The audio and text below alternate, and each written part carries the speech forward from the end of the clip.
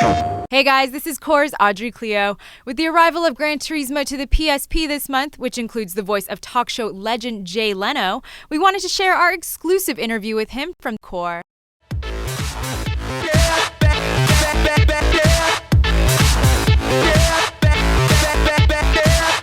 With Gran Turismo coming to the PSP, revving up with 800 cars, 35 tracks, and running at a gorgeous 60 frames per second, this racing juggernaut is also boasting some serious star power. Late-night legend and auto enthusiast Jay Leno. So I'm here at his Big Dog Garage in Burbank to chat with him about his involvement in the game, his passion for cars, and also taking a peek at his own collection of GT-worthy toys.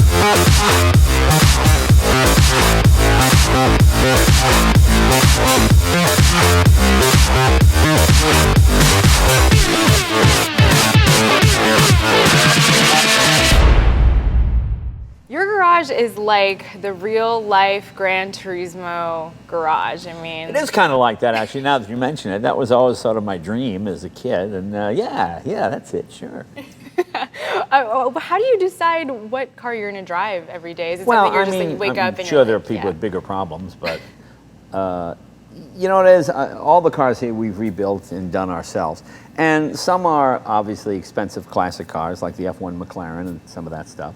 But a lot of them are just cars I like. I bought a Corvair ramp side for $600. It was up the street. I'm kind of like the Mia Farrow. When I see a car that needs to be adopted, I have to drag it home. No, I know you're a fan of the Gran Turismo game. Oh, it's a great game, yeah. What's your favorite thing about the game? The cool thing about Gran Turismo is, well, I'll give you an example.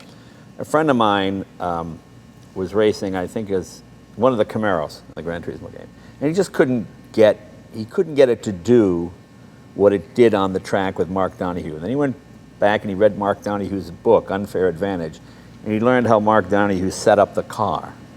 Well, he then set up his car in the game exactly the way Mark Donohue had set it up in the book, and he set the record and beat the time. And I thought, well, that was pretty cool. I mean, the game is that accurate and that sharp. That's what I like. I mean, if you do what the real race car drivers did to your sort of virtual car, you can achieve the same sort of result, which I thought was pretty amazing. So tell me about your involvement in the game.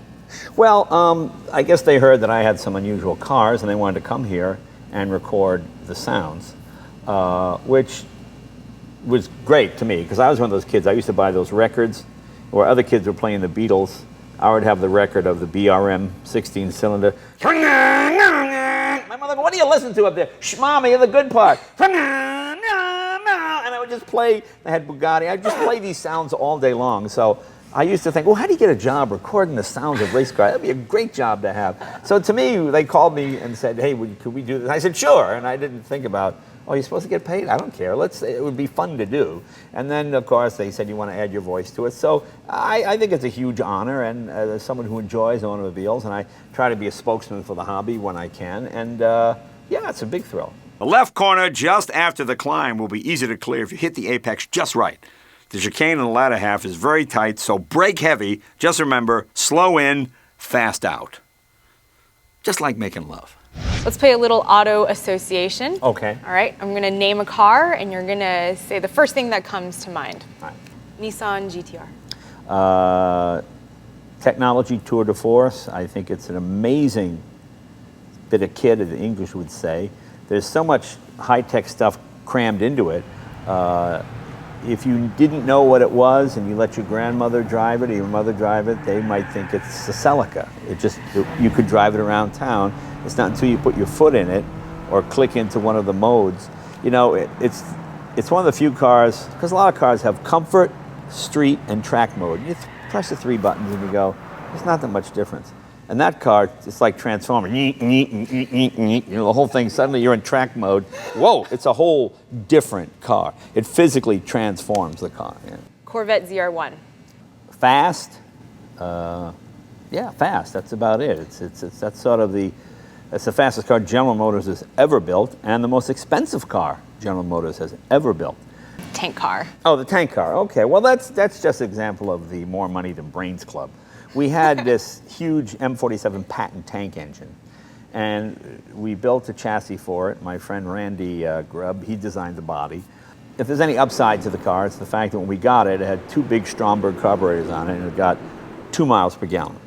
It was 800 horsepower. We put Bosch fuel injection. We put 2 turbochargers on it. We put an Allison 6-speed double overdrive transmission. We upped the horsepower, doubled the horsepower to just about 1,600, and tripled the mileage to between 5 and 6. So if there's any upside to that, it's that modern technology can get you more horsepower and better fuel mileage. 55 Buick Roadmaster. Well, I've had my 55 Buick Roadmaster now for like 34 years. It's the first car I had when I came to California. And you know, when you come to California, first to find a car, then you look for a place to live. That's the exact opposite of anywhere else.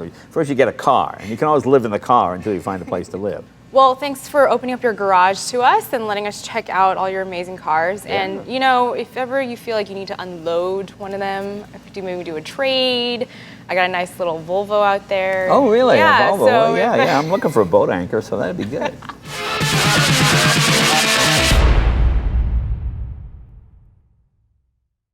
PlayStation